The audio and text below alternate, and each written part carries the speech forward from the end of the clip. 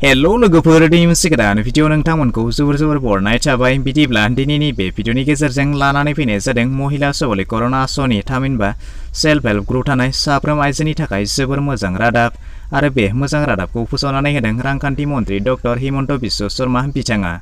बे बारनिफ्राय कनकलता महिला सबलीकरण आसनिनि गेजेरजों जायफोर आइजो बिथांमोननि सेल्फ हेल्प ग्रुपआ रेजिस्टार जानानै दङ बिदिब्ला बिथांमोननो 7,75,000 रांसिम लन होनाय जागोन। बेनिनो 75,000 रांखौ बेंकनो होफिननो गोनां जानाय नङा होननानै बिथाङा मिथियो। बिदिब्ला बेसेबां बोसोरजों मोनगोन, सोर मोनगोन, बेसेबां रां बेंकनो होफिननो नांगोन, बेफोर गासैबो खौरांखौ नोंथांमोननो आबुङै फोरमायनानै होनाय जागोन।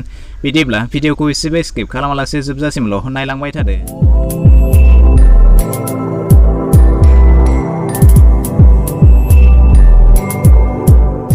आइजो सेल्फ हेल्प ग्रुप थानाय बिथांमोना जुदि कनकलता महिला सबलीकरण आसनियाव रेजिस्टार खालामनानै दङब्ला अब्ला बिथांमोन ग्रुपआल'सो बे आसनिनि खाबुखौ मोननो हागोन आरो बे खाबुआनो जाबाय बैफोरबायदि कनकलता आसनियाव रेजिस्टार जानाय मोनफ्रोम ग्रुपनोनो 5 बोसोरनि गेजेराव 7,75,000 रां होनाय जागोन होननानै दिनै आसाम सरकारथिंजायनिफ्राय फोसावनानै होनाय जादों।